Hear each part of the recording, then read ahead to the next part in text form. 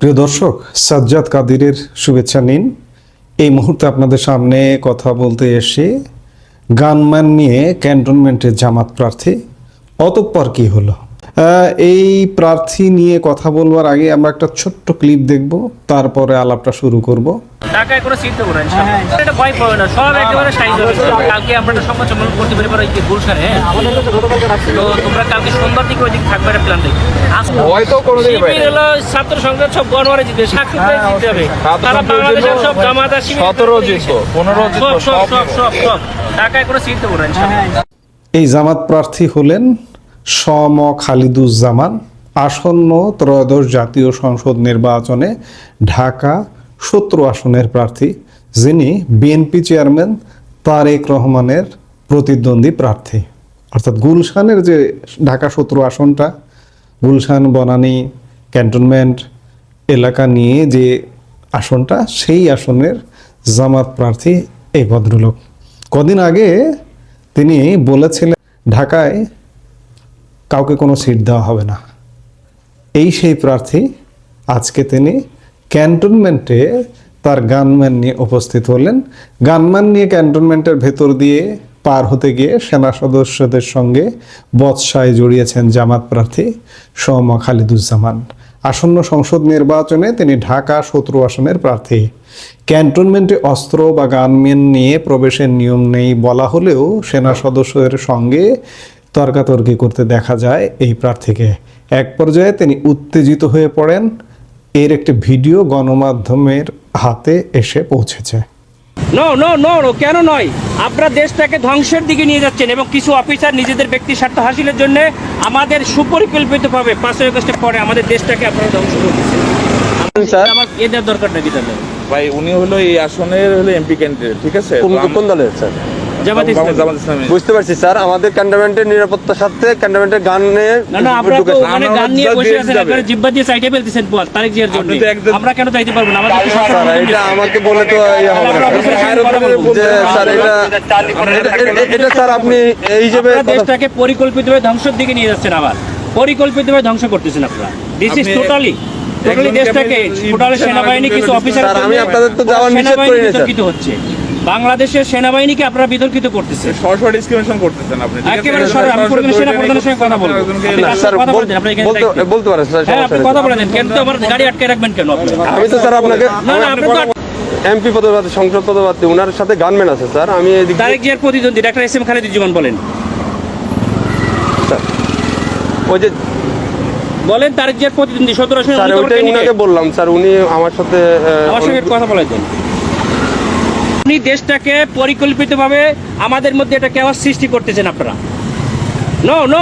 কেন নয়, আপনারা দেশটাকে ধ্বংসের দিকে নিয়ে যাচ্ছেন এবং কিছু অফিসার নিজেদের ব্যক্তি স্বার্থ হাসিলের জন্য আমাদের সুপরিকল্পিতভাবে 5 আগস্টের পরে আমাদের দেশটাকে আপনারা ধ্বংস করতেছেন। খালিদুজ্জামান যখন ক্যান্টনমেন্টের ভেতরে প্রবেশ করতে যাচ্ছিলেন তখন তার পরিচয় জানতে চাওয়া হয়। এই সময় প্রার্থীর সঙ্গে থাকা একজন বলেন, ভাই উনি হলেন এই আসনের এমপি ক্যান্ডিডেট, ঠিক আছে? দায়িত্বরত সেনা সদস্য জিজ্ঞেস করেন কোন দলের স্যার? তখন জবাবে বলা হয় জামাতে ইসলামের। সেনা সদস্য বলেন, বুঝতে পেরেছি স্যার, আমাদের ক্যান্টনমেন্টের নিরাপত্তার স্বার্থে গানম্যান নিয়ে প্রবেশের নিয়ম নেই। তখন খালিদুজ্জামান বলেন, আপনারা তো গান নিয়ে বসে আছেন, তারেক জিয়ার ক্ষেত্রে আপনারা জিভা দিয়ে রাস্তা চেটে ফেলতেছেন, আমরা কেন যেতে পারবো না? দর্শক, আজকে বাংলাদেশের রাজনীতিতে এই ঘটনাটি বেশ আলোচনার জন্ম দিয়েছে। জামাতে ইসলামের এই প্রার্থী তার ব্যক্তিগত সশস্ত্র গানম্যান বা দেহরক্ষী নিয়ে ঢাকা সেনানিবাস এলাকা অতিক্রম করার চেষ্টা করেন, কিন্তু ক্যান্টনমেন্টের প্রবেশ মুখে তিনি বাধার সম্মুখীন হন। প্রশ্ন উঠেছে, একজন প্রার্থীর জন্য কি ব্যক্তিগত গানম্যান নিয়ে সেনানিবাসে ঢোকা আইনত বৈধ, নাকি তার পেছনে লুকিয়ে আছে অন্য কোনো রাজনৈতিক সমীকরণ? ঘটনার সূত্রপাত হয় যখন জামাতের ওই প্রার্থী তার নিয়মিত প্রচারণার অংশ হিসেবে বা ব্যক্তিগত প্রয়োজনে ক্যান্টনমেন্ট এলাকা দিয়ে যাওয়ার সিদ্ধান্ত নেন। আমরা জানি সেনানিবাস এলাকা দেশের সবচেয়ে সুরক্ষিত স্থানগুলোর মধ্যে একটি। নিয়ম অনুযায়ী যে কোনো বেসামরিক ব্যক্তি সেখানে প্রবেশ করতে পারলেও সশস্ত্র অবস্থায় বা ব্যক্তিগত দেহরক্ষী নিয়ে প্রবেশে কঠোর নিষেধাজ্ঞা রয়েছে। চেকপোস্টে দায়িত্বরত সেনা সদস্য যখন তাকে থামান তখন শুরু হয় দীর্ঘ বিতর্ক। প্রার্থীর পক্ষ থেকে দাবি করা হয় তার জীবনের নিরাপত্তা ঝুঁকি থাকায় তিনি গানমান রাখতে বাধ্য, কিন্তু সেনাবাহিনীর পক্ষ থেকে জানানো হয় বিশেষ অনুমতি ছাড়া নো গান জোনে কোনো অস্ত্রবাহী বেসামরিক ব্যক্তিকে প্রবেশ করতে দেওয়া সম্ভব নয়। এখন প্রশ্ন হচ্ছে যে এই যে জামাত প্রার্থী যিনি ভবিষ্যতে আইন প্রণয়ন করবেন, তিনি এই অধ্যত্ত আচরণ করলেন কেন? আইন কি তার ক্যান্টনমেন্টে গানম্যান নিয়ে প্রবেশকে সাপোর্ট করে, নাকি তিনি এখানে তর্কে বিতর্কে জড়িয়ে আরেকবার অধ্যত্ত আচরণ করলেন? আইন কি বলে? ক্যান্টনমেন্ট বোর্ড বা সেনা কর্তৃপক্ষের সুনির্দিষ্ট বিধিমালা রয়েছে ক্যান্টনমেন্টের। সেনানিবাস এলাকার ভেতরে পুলিশ বা সেনাবাহিনীর বিশেষ ইউনিট ছাড়া অন্য কেউ অস্ত্র প্রদর্শন বা বহন করতে পারবে না। আপনার ব্যক্তিগত অস্ত্রের লাইসেন্স থাকতে পারে, কিন্তু সেই অস্ত্র কোথায় কোথায় বহন করা যাবে তার উপর বিধিনিষেধ আছে। বিশেষ করে পাবলিক সেন্সিটিভ এলাকা এবং ক্যান্টনমেন্টের ভেতরে প্রবেশের ক্ষেত্রে আগে থেকে জিওসি বা সংশ্লিষ্ট কর্তৃপক্ষের লিখিত অনুমতি প্রয়োজন। যদি এটি নির্বাচনকালীন সময় হয় তবে প্রার্থীর নিরাপত্তা নিশ্চিত করার দায়িত্ব প্রশাসনের। সেখানে ব্যক্তিগতভাবে গানম্যান নিয়ে বিশেষ জোনে প্রবেশের চেষ্টা অনেক সময় উস্কানিমূলক বা নিয়ম বহির্ভূত হিসেবে গণ্য হতে পারে। এই ঘটনাকে এই জামাতে ইসলামের প্রার্থীর পক্ষ থেকে তার বক্তব্য আমরা খানিক আগে যেটা শুনলাম বা আপনাদেরকে বলবার চেষ্টা করলাম, তাতে তিনি বোঝাতে চাইছেন যে গণতান্ত্রিক অধিকারে বাধা হিসেবে এটাকে দেখা হচ্ছে। তাদের দাবি বা তার দাবি রাজনৈতিকভাবে চাপে রাখতেই এমন কড়াকড়ি। অন্যদিকে সাধারণ জনগণ ও বিশ্লেষকদের বড় একটি অংশ মনে করেন প্রতিষ্ঠানের নিরাপত্তা বিধি সবার জন্য সমান হওয়া উচিত। কোনো রাজনৈতিক পরিচয়ই আইন বা প্রতিষ্ঠানের প্রটোকলের উপর হতে পারে না। এই ঘটনাটি আমাদের প্রশাসনিক শৃঙ্খলা এবং ব্যক্তিগত নিরাপত্তার দ্বন্দ্বকে আবার সামনে নিয়ে এসেছে। আপনি যদি দেশের একজন সচেতন নাগরিক হন তবে আপনি কি মনে করেন সেনানিবাসের ভেতরে গানম্যান নিয়ে প্রবেশের চেষ্টা কি প্রার্থীর অধিকার, নাকি একটি বড় ধরনের নিরাপত্তা ঝুঁকি ছিল?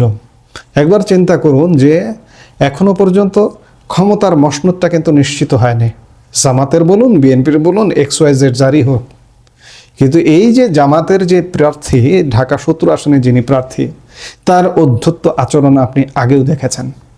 আইন কানুন নিয়মের কোনো বালাই নেই।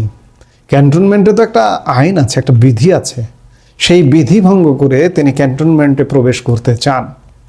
আইন প্রণয়নকারী হবার আগে আইন ভঙ্গ করতে যাচ্ছেন তিনি বা চাপ দিচ্ছেন।